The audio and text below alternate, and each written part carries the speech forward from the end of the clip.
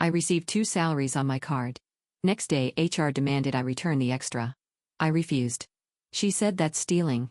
I replied, don't blame me for your mistake. She smiled and left. Next day, the entire office turned pale. HR sent us all an email that said, the fluorescent lights in the break room had that particular hum. The one that gets into your teeth after enough years in an office. I was standing by the coffee machine, waiting for it to finish dripping, when I heard the click of heels on linoleum behind me. We need to talk about your account. I didn't turn around right away. Watch the coffee drip. Dark brown, almost black. The machine was old, temperamental. Sometimes it made decent coffee. Most times it made something closer to warm disappointment. Your account, she repeated, louder now. There's been an error. I turned. Priya Sharma was standing there with a manila folder pressed against her chest like a shield. Behind her, 3 cubicles over, I could see Marcus pretending to look at his monitor. Jennifer from accounting had stopped mid-bite into her sandwich. The break room wasn't big. Maybe 12 feet by 15. Every word carried. An error, I said. You received 2 salary deposits last Friday. The second one was made in error.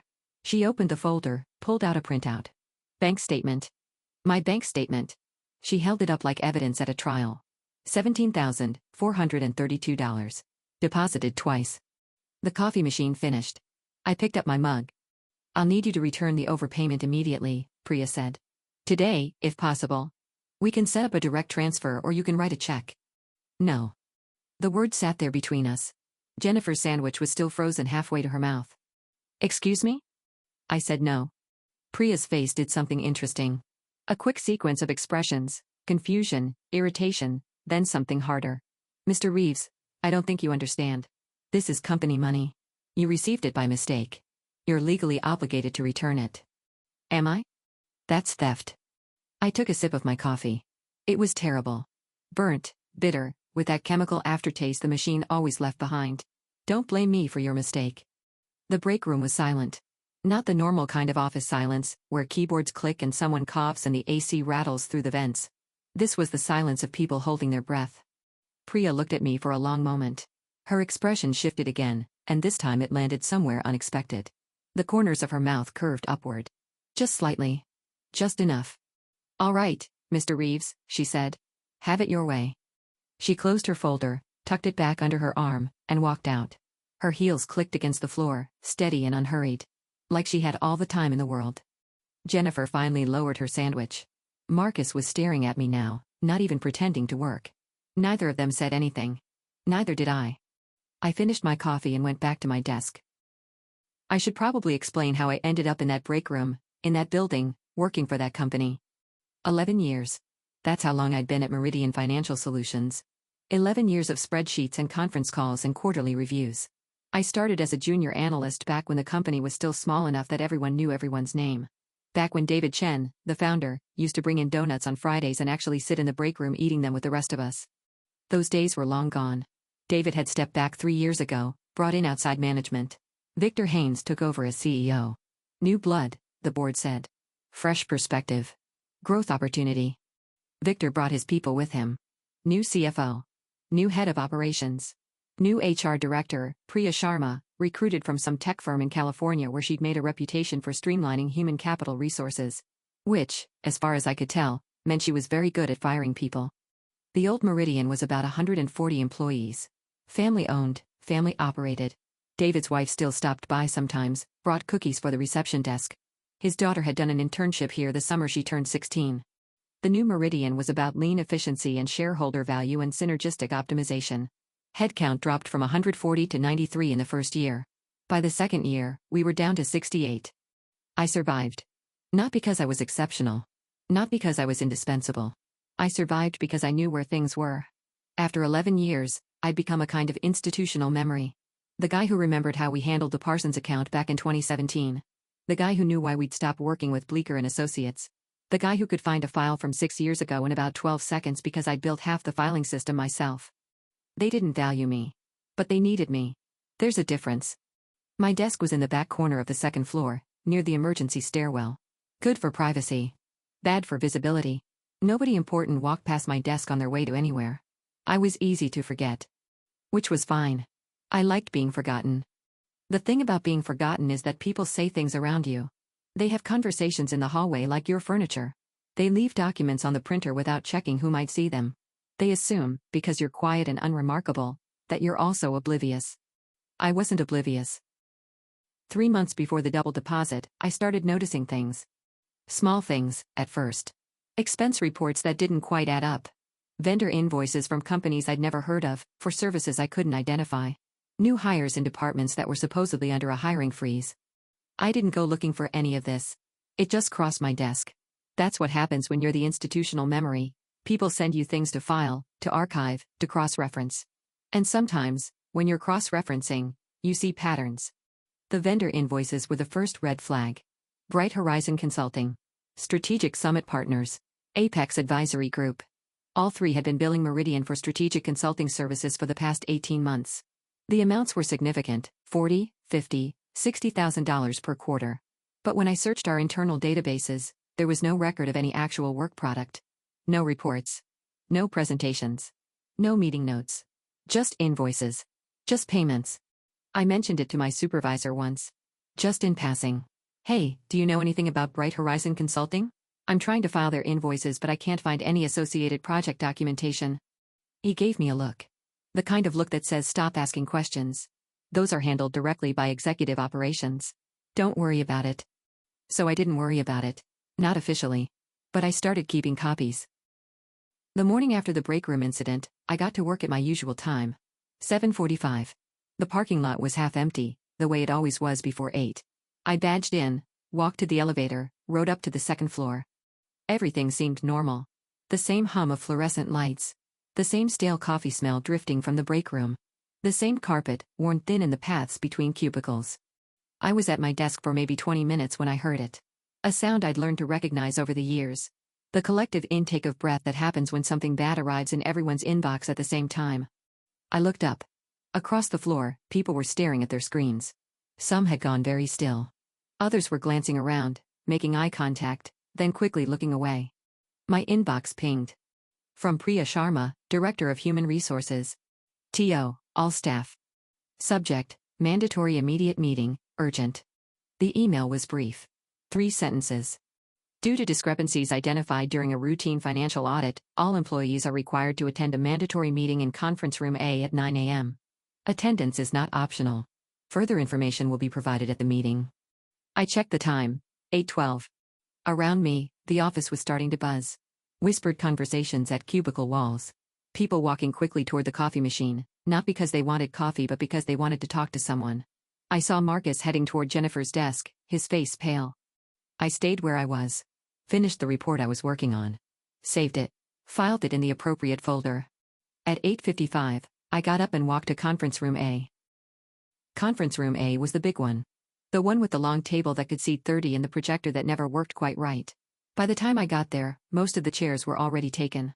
People were standing along the walls, pressed together in that uncomfortable way that happens when nobody wants to be there but everyone has to be. I found a spot near the back, by the window. Stood with my arms crossed. Waited. At 9 on the dot, the door at the front of the room opened. Priya walked in first. Behind her was Victor Haynes. Behind him, 2 people I didn't recognize, a man and a woman in dark suits, carrying briefcases. Victor looked tired. The kind of tired that doesn't come from lack of sleep. His shirt was wrinkled. His tie was slightly crooked. I'd never seen Victor Haynes with a crooked tie. Priya stepped to the front of the room. She didn't look tired at all. She looked like someone who'd been waiting for this moment for a very long time. "Thank you all for coming," she said. Her voice was crisp, professional, completely calm. "I know this is unexpected. I'll try to be as clear as possible." She picked up a remote, clicked it. The projector hummed to life. On the screen behind her, a spreadsheet appeared, numbers, dates, account names. "Over the past several months," Priya said, "our internal audit team has been investigating irregularities in company finances. What we found was extensive." She clicked again. More spreadsheets. More numbers. Between January of last year and last month, approximately $3.2 million was embezzled from Meridian Financial Solutions through a network of fraudulent vendor accounts. The room went absolutely silent. The funds were funneled through 3 shell companies, Bright Horizon Consulting, Strategic Summit Partners, and Apex Advisory Group. None of these companies provided any actual services to Meridian. They existed solely as conduits for theft. I watched the room. Watched the faces. Some people looked shocked. Others looked confused. A few, and I made note of which ones, looked scared. The scheme was discovered 2 weeks ago, Priya continued. We have spent that time conducting a thorough investigation, in cooperation with federal authorities. She gestured to the 2 people in dark suits. These are Special Agents Morrison and Park from the FBI's Financial Crimes Division. They will be conducting interviews over the coming days. Victor Haynes hadn't moved. He was standing slightly behind Priya, staring at the wall, his face empty. Several individuals have already been identified as participants in this scheme, Priya said. They will be taken into custody today. She clicked the remote again. A list of names appeared on the screen. Victor Haynes, CEO. Daniel Mercer, CFO. Patricia Wong, VP of Operations. Robert Stadler, Director of Vendor Relations. 4 names. 4 people who, until this moment, had been running the company. I looked at Victor. He still hadn't moved. His face was the color of old paper. Mr. Haynes, Priya said, turning to face him. Her voice was calm, almost gentle. The agents would like to speak with you now. I should explain about the double deposit. It wasn't an accident. 3 weeks before that morning in the break room, I'd taken everything I'd collected, the invoice copies, the account discrepancies, the patterns I'd identified, and I'd sent them to Priya Sharma. Anonymous email. Encrypted attachment. No name, no signature, nothing that could trace back to me. I didn't know if she'd act on it. Didn't know if she was part of it, or opposed to it, or simply unaware. But I'd watched her for months. Watched the way she interacted with Victor and his people. Watched the way she smiled at them in meetings, the way she agreed with their decisions, the way she never pushed back even when their orders made no sense. And I'd noticed something else. The smile never reached her eyes. Priya Sharma had been playing a very long game. She'd been brought in by Victor, yes, but not because he chose her. Because the board chose her. And the board, it turned out, had been getting suspicious for quite some time. The double deposit was her way of finding me. She'd gone through the anonymous email, traced what she could, narrowed it down to a handful of possible sources. Then she'd run a little test. Deposited extra money into the accounts of her top suspects. Watched to see who reacted, and how. When I refused to give it back, when I said don't blame me for your mistake, I was telling her exactly what she needed to know. That I knew what was coming. That I knew the money wasn't really the issue. That I'd been waiting too. The meeting in conference room lasted another 40 minutes. Priya went through the details of the fraud, explained what would happen next, answered questions from employees who were too shocked to form coherent sentences. Victor Haynes was escorted out by the FBI agents about 10 minutes in. He didn't say anything. Didn't look at anyone. Just walked out, flanked by Morrison and Park, like a man who'd already accepted what was coming. Daniel Mercer and Patricia Wong were taken next. They'd been sitting in the front row, and when Priya said their names, they both stood up immediately. No protest. No confusion. They knew. Robert Stadler tried to run. Actually tried to make it to the back door, pushing past people, knocking over a chair. Agent Park caught him before he got 3 steps. They put him in handcuffs right there, in front of everyone. Someone in the room started crying. I didn't see who. By the time the meeting ended, the office was in chaos. People didn't know what to do. Some went back to their desks, sat there staring at their computers. Others clustered in the break room, talking in hushed voices. A few just left, grabbed their coats, walked out, didn't come back. I went back to my desk. Finished the report I'd been working on. Saved it. Filed it. Around noon, Priya appeared at my cubicle. Mr. Reeves, she said. Do you have a moment? I followed her to her office. It was small, neatly organized, decorated with exactly 0 personal items. She closed the door behind us. Please, sit. I sat. Priya settled into her chair, leaned back, regarded me with that same unreadable expression I'd seen in the break room. You knew, she said. It wasn't a question. I suspected. The documents you sent were comprehensive, detailed. They cut at least 6 months off our investigation. I didn't say anything. The board is very grateful, she continued. They've asked me to express their appreciation. That's not necessary. They've also asked me to offer you a position. That got my attention. Priya smiled. A real smile this time, one that actually reached her eyes. Acting Director of Financial Operations. Temporary, until we can conduct a proper search. But given your experience and your institutional memory. She let the phrase hang there. They thought you might be a good fit. That's a significant increase in responsibility. It comes with a significant increase in compensation. She slid a piece of paper across her desk. I looked at it. The number had a lot of zeros. The board wants stability, Priya said. They want someone who understands how this company works. Someone who's been here long enough to know where the bodies are buried, figuratively speaking, and who can help us rebuild. I looked at the paper for a long moment. What about the $17,000? I asked. Priya's smile widened. Consider it a signing bonus. The weeks that followed were difficult. The federal investigation expanded. More names came out. It turned out Victor and his people had been skimming from the company for years, longer than anyone had realized. The $3 million Priya had mentioned in the meeting was just what they'd identified so far. The final number would likely be double that. Clients started leaving. Not all of them, but enough. The news coverage was brutal. Local outlets at first, then regional, then a brief mention on a national financial program that made everyone cringe. Meridian Financial Solutions became shorthand for corporate fraud, a cautionary tale that professors would reference in business ethics classes. 68 employees became 51. The layoffs were handled quietly, with generous severance packages funded by recovered assets. Priya made sure of that. She was good at her job, I realized, not just at firing people, but at taking care of the ones who remained. I moved into my new office. It was bigger than my old cubicle, with a window that looked out over the parking lot and a door I could close when I needed to think. I spent most of my first month there just trying to understand the scope of the damage. The fraudulent accounts had tentacles everywhere, vendor relationships corrupted, client billing manipulated, internal reporting falsified.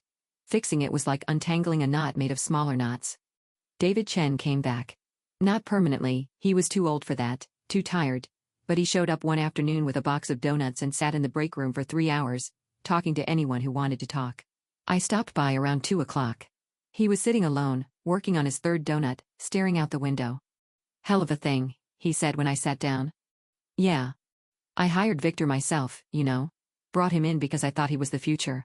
Thought he understood what we were building here. He shook his head slowly. I was wrong about a lot of things. You couldn't have known. Maybe. He looked at me. His eyes were tired but sharp, sharper than I'd expected. Priya tells me you're the one who found it. The paper trail. I didn't confirm or deny. She also tells me you've been here 11 years. That right?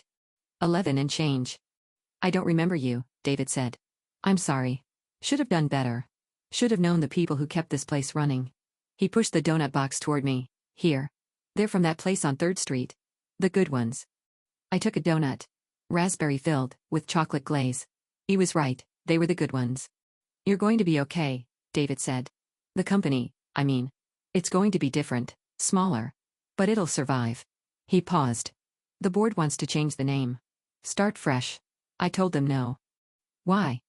Because running away from what happened doesn't fix anything. You have to face it. Own it. Show people you're not the same. He finished his donut, wiped his hands on a napkin. That's the only way to rebuild trust. I thought about that for a long time after he left. Victor Haynes pleaded guilty. So did Daniel Mercer and Patricia Wong. Robert Stadler tried to fight it, hired an expensive lawyer, filed motions, gave interviews to anyone who would listen claiming he was a scapegoat. It didn't help. The evidence was overwhelming. All 4 of them were convicted. Victor got 12 years. The others got between 5 and 9.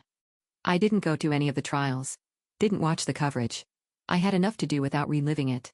The summer after everything happened, we hired a new CFO. Woman named Karen Webb, came from a non-profit background, had a reputation for being almost pathologically honest. She and I clashed at first. Her methods were different from what I was used to, but she was good. Really good. By fall, we'd cleaned up most of the damage. By winter, we were actually growing again. Priya stayed. I'd expected her to leave once the investigation wrapped up, take her success and leverage it into a bigger job somewhere else, but she didn't. When I asked her about it, she just shrugged. I like finishing what I start, she said. We never talked about the double deposit again. Never acknowledged the game she'd played, or the risk I'd taken by refusing to give it back. It became one of those things that exists between 2 people without ever being named, a shared understanding that neither of us needed to verify. The old Meridian is gone. I know that. The version David Chen built, the one with Friday donuts and family dinners and the feeling that you were part of something bigger than a paycheck, that version died somewhere along the way, maybe before Victor ever arrived. You can't bring back what's been lost. You can only decide what happens next. We're smaller now. 43 employees, last count. But we're stable. The clients who stayed are loyal, and the new ones seem to appreciate what we've been through. There's something to be said for a company that survived its own worst instincts, that caught the rot before it destroyed everything. My office has a plant now. A fern. Jennifer gave it to me as a joke. A housewarming gift for the new position. I'm terrible at keeping plants alive. Always have been, but this one seems determined to survive despite my incompetence. It sits on the windowsill, catching the afternoon light, growing slowly. Last week, I was working late. Most of the office had cleared out, but I had a report to finish. Around 8 o'clock, I walked to the break room to get coffee. The machine was new. We'd finally replaced the old one after it started making sounds like a dying animal, and it actually made decent coffee now. I was standing there, waiting for it to finish, when I heard footsteps behind me. I didn't turn around. Working late? It was Marcus. He'd survived the layoffs, moved into a bigger role in client relations. We weren't friends, exactly, but we had history. The kind that accumulates over years of sharing a floor. Report due tomorrow, I said. Yeah. He walked over, grabbed a mug from the rack. I was thinking about something the other day. That morning in the break room, when Priya came after you about the double payment. I waited. You knew, didn't you? The whole time. You knew something was happening. The coffee machine finished. I picked up my mug, took a sip. It was good. Rich, smooth, no chemical aftertaste. I suspected, I said. Marcus nodded slowly. And when she called you a thief? I didn't appreciate that. No. I imagine not. He was quiet for a moment. What would you have done? If she hadn't been on the right side? I thought about it. The truth was, I didn't know. I'd been prepared to be wrong. Prepared for the possibility that Priya was part of it, that my anonymous email had gone straight to the enemy, that I'd miscalculated and was about to pay for it. That morning in the break room, when she smiled and walked away, I still wasn't sure. Not until the FBI showed up. I would have figured something out, I said. Marcus laughed. Quiet, tired, genuine. Yeah. I believe that. He made his coffee. We stood there in silence for a while, the fluorescent lights humming above us. Then he headed back to his desk, and I headed back to mine. The report took another 2 hours. I saved it, filed it, shut down my computer. The building was empty by then, just me and the night security guard who nodded as I walked past. Outside, the parking lot was dark except for the sodium lights at the edges. My car was the only one left. I walked toward it, keys in hand, thinking about nothing in particular. The air was cold. Winter was coming. I could feel it in the way the wind bit through my jacket, in the frost already forming on my windshield. I got in the car. Started the engine. Sat there for a moment, letting it warm up. 11 years at a company that almost didn't survive. A new title I'd never wanted. A plant I kept forgetting to water. A future that looked nothing like what I'd imagined. I put the car in gear and drove home. The next morning, I came in early again. 7:45. Same as always. The parking lot was half empty, the same as always. I badged in, rode the elevator to the second floor, walked to my office. On my desk was a single donut in a paper bag. Raspberry-filled, chocolate glaze. No note. I sat down. Opened my computer. Started working. The fern on the windowsill had grown another inch. I made a mental note to water it.